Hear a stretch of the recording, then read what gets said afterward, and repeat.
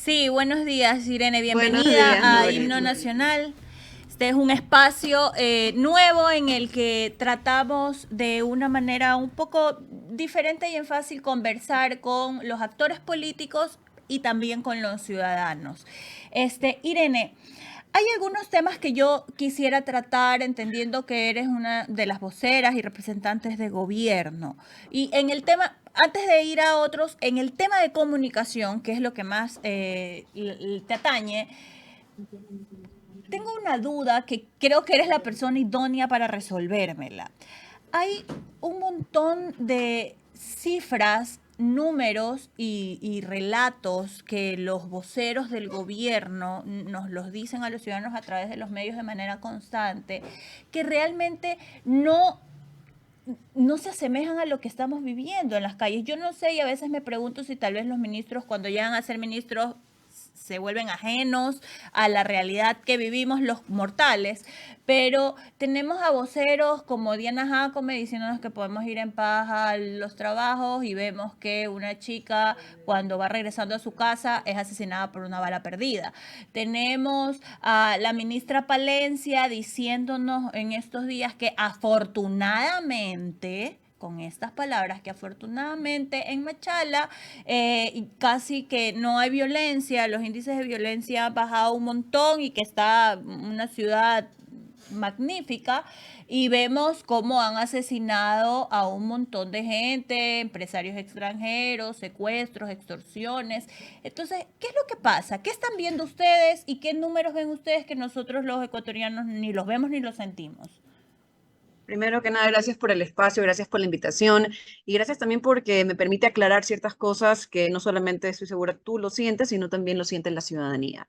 Entonces, primero que nada, quisiera hablar sobre dos cosas importantes, sobre cuáles son los números que damos y cuál es digamos, la metodología que se utiliza para dar estas cifras, número uno. Y número dos, sobre el tema de las vocerías, especialmente en seguridad, y esto aquí me atañe porque es tema comunicacional. Una de las primeras cosas que hemos dicho, que hemos determinado, es que quien da las vocerías en seguridad tiene que ser el Comando de Fuerzas Conjuntos y la Policía Nacional. Ellos son al final del día quienes saben para, para poder dar un mensaje lo más cercano a la realidad que se pueda dar.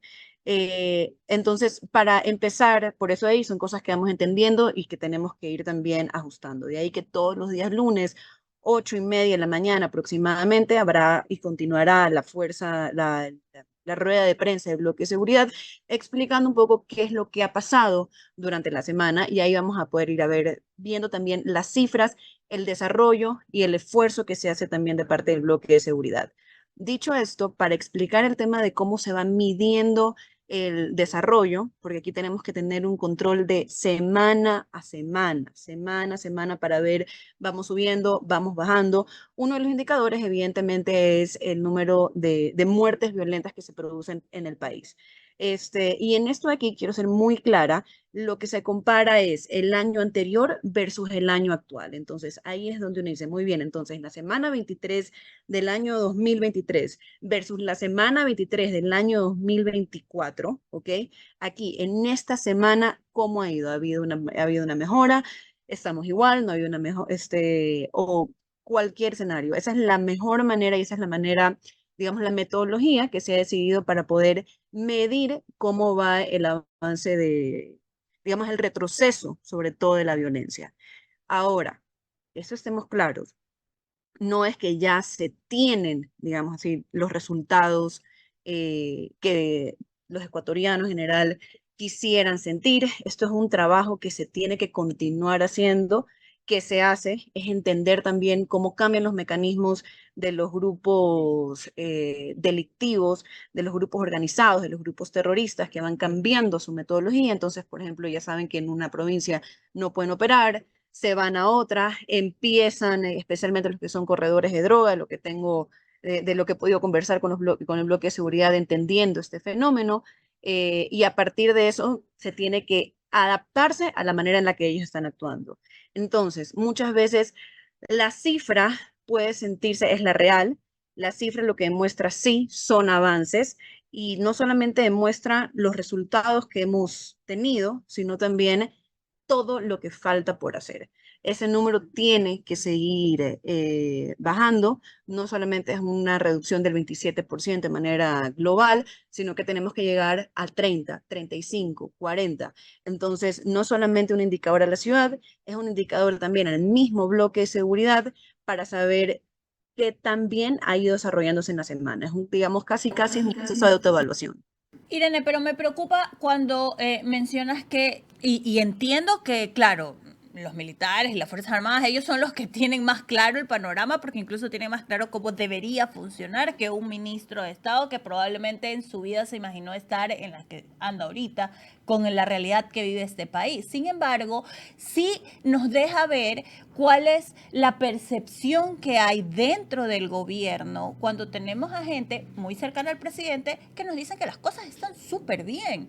Entonces, a mí sí me preocupa, y esto más que como periodista, como ecuatoriana, pensar que el presidente tiene alrededor a personas que están viviendo en un mundo que no es en el que yo estoy viviendo y me la fajo todos los días. Porque el presidente tal vez no tiene por qué saberlo todo, que sí debería, pero la gente que está a su alrededor deberían ser sus otros ojos. Y si esos ojos viven una realidad paralela, sí es preocupante. En lo absoluto, y creo que aquí las acciones hablan bastante y a veces hablan más que tal vez una declaración que no se le entendió o fue descontextualizada. Por ejemplo, la decisión de cambiar el comando conjunto y de que tengan una sede temporal en Manta demuestra claramente que hay un conocimiento del territorio, porque estuvo claro, aquí es donde han aumentado en ese momento, hay una presencia mayor de GDOs en este punto en específico y por lo tanto hay que estar ahí en territorio y en estos momentos se encuentran generando todos los operativos que se tienen que generar. Entonces, esa acción es una conexión, no solo una conexión, es una lectura, es palpar, es estar en la realidad.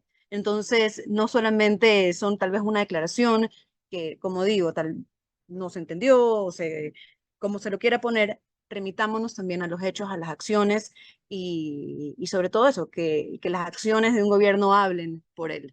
Irene, y yo me sonrío ahí porque más allá de que en este momento estés en posición de gobierno, que es válido y entiendo la postura que debes de tener, también es cierto que eres una persona que preparada en comunicación política, en ciencias políticas, y sabemos que no son declaraciones ni aisladas ni desafortunadas, pero en todo caso entiendo el trabajo que la Secretaría de Comunicación debe hacer en ese sentido. Irene, hay un tema, entrevisté en esta semana al concejal de Guayaquil, Raúl Chávez, Ujú. y también he visto de forma reiterada cómo el alcalde de Guayaquil está haciendo un llamado constante al gobierno por el tema de la garantía soberana que debe de dar el Ministerio de Economía y Finanzas para dotar de agua a Monte Sinaí, un sector que tiene una gran población empobrecida y ¿qué es lo que pasa? ¿Por qué no se firma la garantía soberana? Escuchaba al ministro decir, vamos a poder retomar las conversaciones cuando ya esas conversaciones se dieron, retomar para qué, y por qué no firman la garantía. ¿Hay algún problema entre el gobierno y la alcaldía de Guayaquil? En lo absoluto. Pero antes solamente quería aclarar un tema, no es el, digamos, el rol que tengo que ejecutar, es realmente lo que desde aquí he podido ver y lo que he podido constatar y firmar. Entonces, en todo caso, solamente para aclarar ese punto. Y sobre el otro, justamente estaba revisando un poco los datos de cuántas GATS están pidiendo en estos momentos que el Estado esté como que el Estado firme la garantía soberana. Para que haya un poquito de contexto, garantía soberana es la siguiente. Cuando un municipio le pide a una multilateral, por ejemplo, a la CAF, al FMI y demás, no puede hacerlo sin el respaldo muchas veces del Estado. ¿Eso qué significa? Que la CAF de alguna forma sabe que si el municipio en algún momento no va a poder responder, no va a poder pagar, va a tener algún X, Y, Z problema en su ejecución, el Estado, en este caso el gobierno nacional o a través del Ministerio de Economía y Finanzas, va a poder respaldar eso. En otras palabras, el Estado funciona como un garante. En ese proceso estamos con al menos, yo me incluyo, estamos como si fuera el MEF, pero bueno, como el Estado, al menos 30 GATS que han pedido que se sea el Estado que pueda firmar esta garantía soberana. Y en ese proceso se está ahorita, más que en temas de retomar negociaciones y demás, se está viendo Los 30 GATS que han solicitado esto aquí se está analizando para poder hacer, firmar el requerimiento.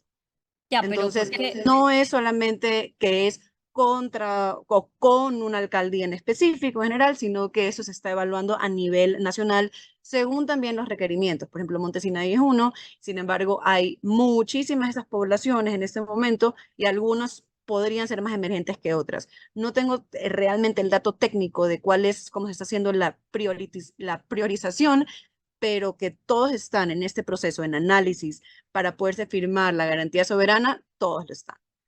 Ok, pero sé que no eres el ministro de Economía y tampoco recadera para enviarle mensajes al ministro de Economía, pero que le responda el teléfono al alcalde, porque resulta que lo que decía el alcalde y el concejal es cuando querían que les recibamos los bonos, encantados de la vida, qué fluida comunicación que teníamos con el gobierno, pero de pronto ahora adoptan otra posición. Y ahí, Irene, Perdona, antes de mandarle el mensaje al ministro, tendría que confirmar con él si es así la historia o no.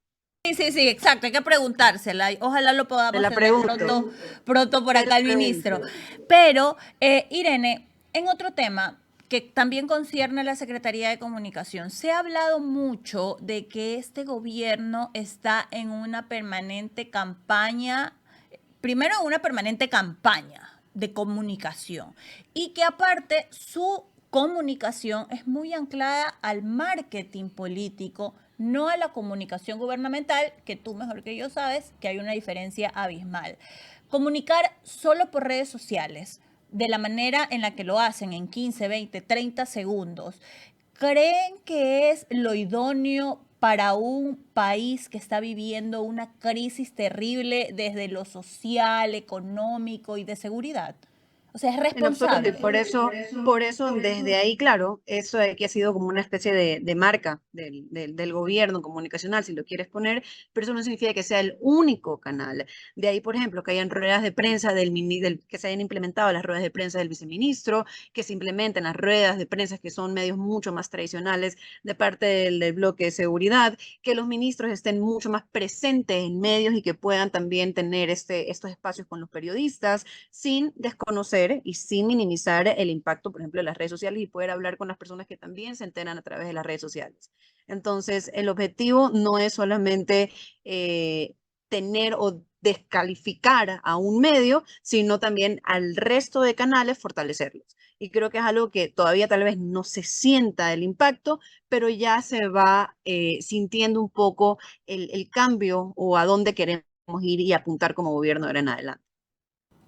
Irene, Sí. y este cambio que le quieren dar un poco más a lo formal, entendiendo que hay A temas lo tradicional, sobre todo. Ujú, que a lo requieren tradicional, esa, sí. que requieren, yo sí le pondría formalidad, porque hay temas que no podemos, eh, un TikTok, hablando sobre todo de esta red social, que es en la que mayor penetración y captación tiene el presidente, y hay que reconocerlo, que ahí ha dejado dormido a un Totalmente. montón de políticos y Ujú. tradicionales y los ha puesto a correr, eso hay que reconocerlo, pero que el presidente de la República tenga sus cortas apariciones solo en estos escenarios, también un poco más allá de poder querer controlarlo, porque tal vez no es muy fluido en el tema de la comunicación, que es válido, ¿no crees que nos deja ver como un presidente que tal vez no le da esa formalidad y seriedad a las cosas reales y trascendentales? No, para nada, en lo absoluto. Creo que es escoger, entender primero cuáles son los nuevos canales y las nuevas dinámicas de comunicación y a partir de eso ir escogiendo qué va por aquí, qué va por acá. No solamente es solamente estar en redes, es estar en territorio. El otro día estuvo, por ejemplo, el presidente ayer estuvo en Chimborazo, o antes de ayer, perdón, la verdad es que ya me marea, antes de ayer, el martes estuvo en Chimborazo, entregando más de 13.000 becas en ese momento, un programa de 40.000 becas con muchísimos jóvenes. Entonces, no es solamente la comunicación que nosotros vemos de aquí para afuera, sino también la comunicación que mantiene con la gente y la ciudadanía. Y eso en ningún momento se ha descuidado. Entonces, en todo caso, esto es una visión estratégica, es una visión global, saber qué temas es para qué temas es para este canal, qué temas es para el otro canal y muchas veces sorprender con las decisiones que se toman. Irene, entre enero y abril del 2024, en el Ecuador se cometieron 15.5 delitos de este tipo, violentos, cada día. Y en este periodo, en este cuatrimestre, la cifra global es de 1.876 casos. Es decir, 1.876 víctimas de asesinatos en el Ecuador hay en el primer cuatrimestre del 2024, hasta abril. Ya, una de las cosas que está pasando en este momento es que nuestros niños están siendo asesinados y no pueden ser o no deberían ser vistos como víctimas colaterales, sino son víctimas inocentes, son niños que están siendo secuestrados por el crimen organizado, asesinados, los están metiendo, involucrando en una espiral de violencia en la que ya no se puede salir. Y además estamos normalizando la violencia al ver militares, tanquetas y armas en las calles, y nuestros niños están haciendo parte del escenario cotidiano eso. ¿Y por qué me he hecho un pare para decirte todo esto? Porque desde el gobierno, si bien es cierto, su estrategia ha sido de represión e ir a las calles, me gustaría saber qué cosas están haciendo para recomponer a esta sociedad que está lanzando por la borda a nuestros niños hacia el abismo. O sea, ¿qué se está haciendo? Porque una cosa son las armas y la bala, que hay que dárselas al crimen organizado, porque de esa manera es que ellos actúan. Pero también, por otro lado, la ausencia del Estado, que no le corresponde a este gobierno, sino a muchísimos otros que han estado unos 2 periodos atrás, que dejaron botado completamente el Estado y lo desmantelaron, ha hecho que no hay trabajo, el crimen organizado te da trabajo en los barrios. No hay comida, el crimen organizado a través de darte trabajo te pone comida y un plato de comida en la casa. Hay otra economía, una economía paralela, que ese crimen organizado sí ha suplantado la ausencia del Estado. ¿Qué están haciendo ustedes como gobierno para que A ver, esa área, que es fundamental, deje de pasar?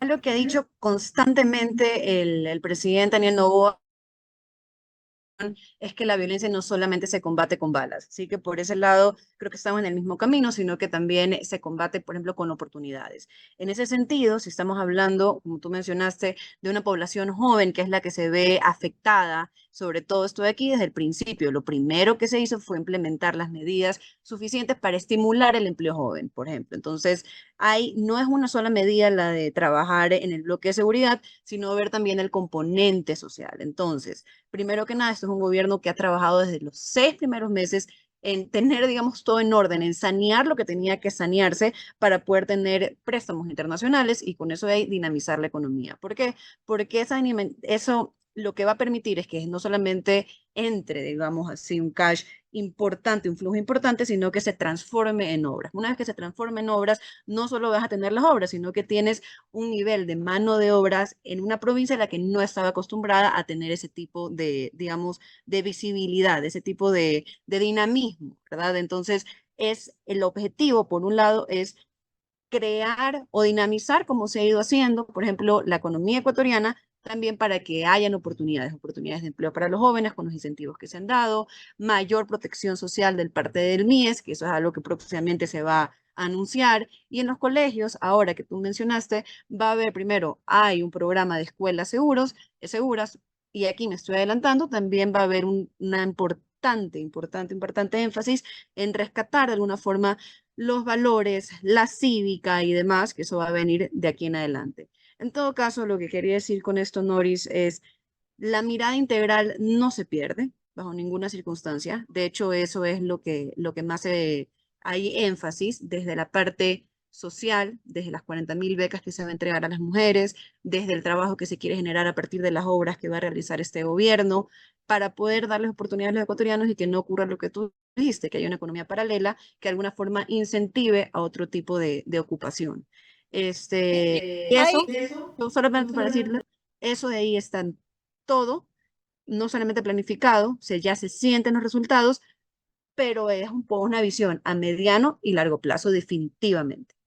Irene, hay un medio de comunicación digital, Los Irreverentes, con María Sol Borja, Fabricio Vela y otro colega que en este momento se me va el nombre, no sé si me lo dicen, que no quiero dejarlo afuera, pero que anunció su cierre y una de las cosas que se están diciendo es que es por presiones del gobierno. ¿Está el gobierno presionando a medios de comunicación para silenciar voces que les incomodan? En lo absoluto. Aquí lo que no sé cuál habrá sido el motivo que haya tomado el medio de comunicación, no sé si habrá sido por motivo de rating y demás. Por ahí vi un tweet que decían, bueno, pero todavía nos mantenemos en el espacio digital, bienvenido sea.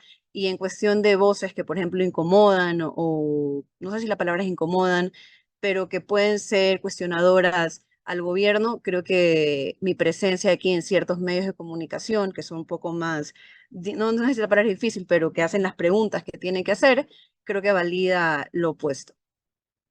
Irene, ¿hay tráfico de influencias en este gobierno en los distintos estamentos del Estado? Existe. Ya Casolón, que en su momento ya lo respondieron, ahora hablan del juez Ángel Torres con el tema de Construye, se está hablando de ahora Fiscalía cambiando el delito de concusión para la vicepresidenta y quererla sacar del camino.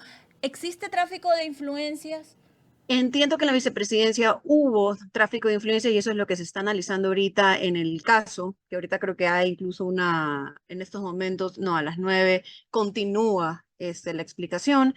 Entonces, en eso hay los suficientes indicios y lo que sí hay es una Secretaría de Integridad Pública que no es que entiende muy bien que el control constante es lo único que nos va a proteger de ese tipo de acciones. O sea, no hay, digamos, que inocentada de parte del gobierno, ni, digamos, una especie de creer que todo es perfecto y una confianza plena, sino un control permanente, absolutamente.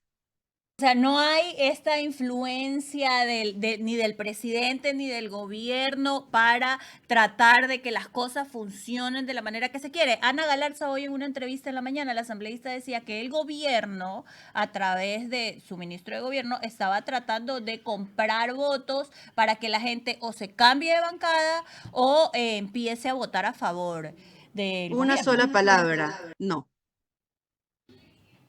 Ok, perfecto. Irene, con esta ya terminamos porque sé que te tienes que ir, pero el gobierno ha errado desde mi punto de vista y con mucho respeto lo digo, en la comunicación con su intención desesperada de sacar a Verónica Abad de la jugada para que asuma la presidencia. Ya en este momento, como están las cosas y que depende de la asamblea, si la asamblea no le da paso al juicio, Verónica Abad se va a tener que sentar en la silla del presidente. A ver, más que intenciones de parte de ese gobierno, aquí tenemos órganos independientes al Estado que han tomado decisiones. Por ejemplo, la investigación en fiscalía no tiene nada que ver el gobierno central, es un órgano independiente que hace su trabajo. Ahora, la decisión de la Asamblea no debería ser en este caso política. La única pregunta es, ¿van a permitir que se continúe con una investigación que tiene los indicios suficientes para poder conectar a una persona con un caso de corrupción? ¿Sí o no? Eso es todo lo que deberíamos estar enfocados ahora. Cualquier cosa que venga después podremos irla viendo y como gestionando a partir, no sé si gestionando, pero yendo y reaccionando a partir de eso. Pero ahorita la única Nombre pregunta de va a ser la ministro. bancada, ¿dónde van a estar? No, no hay nada por ¿Algún el nombre de momento. ministro que ya Ahorita, tengan pensado? en lo absoluto. Ahorita lo importante es ver de qué lado va a estar la asamblea, si va a permitir que se continúe con una investigación con los indicios suficientes para culpar a alguien de corrupción o no, y de qué lado está cada bancada. Un tema de justicia más que un tema político.